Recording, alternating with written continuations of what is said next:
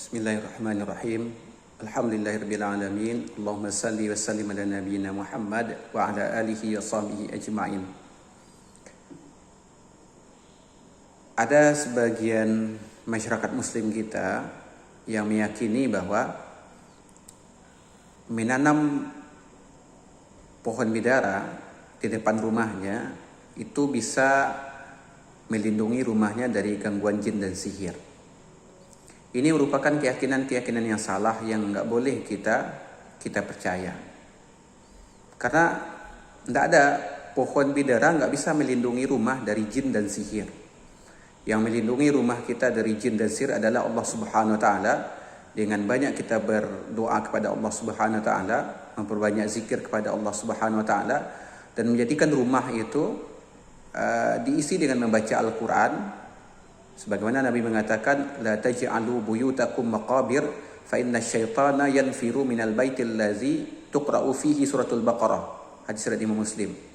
Jangan kalian jadikan rumah kalian itu seperti kuburan, karena setan akan lari dari rumah yang kalau di rumah itu dibacakan surah Al-Baqarah.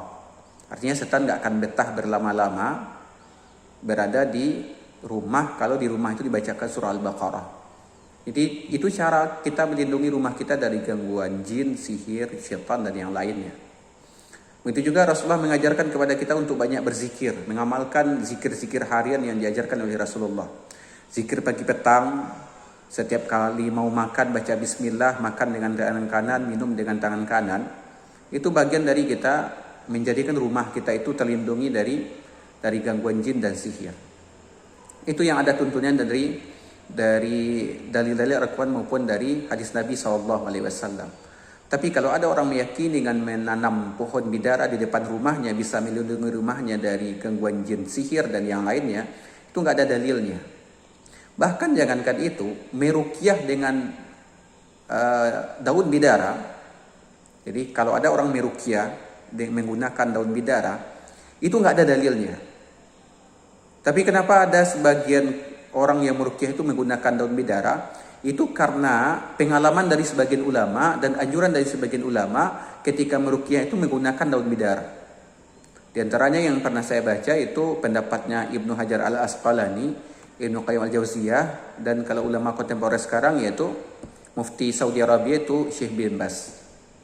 Memang ada sebagian ulama yang menganjurkan kalau seandainya meruqyah itu menggunakan daun bidara gitu. Tapi kalau kita cari dalilnya dari hadis-hadis Nabi, tidak ada Nabi yang menganjurkan secara tegas bahwa meruqyah itu harus dengan daun bidara, nggak ada. Makanya dalam meruqyah pun saya pribadi, saya memang kadang menggunakan daun bidara dalam meruqyah orang, tapi saya ingin tekankan kepada orang yang saya ruqyah atau kepada keluarga yang saya ruqyah itu, daun bidara itu nggak ada dalilnya. Tapi itu pengalaman dari sebagian ulama saja yang nggak boleh kita yakini bahwa kalau meruqyah harus dengan daun bidara, itu nggak boleh kita yakini. Karena yang ada tuh ruqyah itulah dengan bacaan-bacaan berupa ayat Al-Quran dan zikir-zikir dari hadis Nabi SAW. Itu yang ada tuntunannya dari Al-Quran maupun dari hadis Nabi SAW. Maka kita ingin tegaskan lagi, ingin sampaikan lagi bahwa tidak ada dalil secara qat'i, secara pasti yang memerintahkan meruqyah itu harus dengan daun bidara, baik dari Al-Quran maupun dari hadis-hadis Nabi yang sahih, yang makbul, yang disampaikan oleh Rasulullah SAW. Maka kalau ada ulama atau ada sebagian ustadz yang menggunakan daun bidara untuk ruqyah, itu cuma pengalaman dari sebagian ulama saja. Yang ada sebagian ulama yang menganjurkan dengan daun bidara, dan itu pengalaman dari mereka, boleh kita ikuti, asal tidak boleh kita yakini mutlak menggunakan daun bidara ketika meruqyah orang.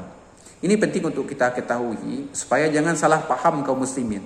Jangan sampai nanti ada orang yang menanam daun bidara di depan rumahnya, tapi ada unsur-unsur syiriknya. Apa itu?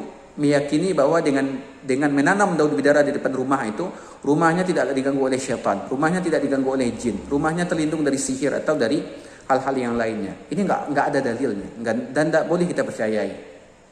Jadi ini penting dalam kita menjaga akidah kaum muslimin. Wallahu a'lam bishawab.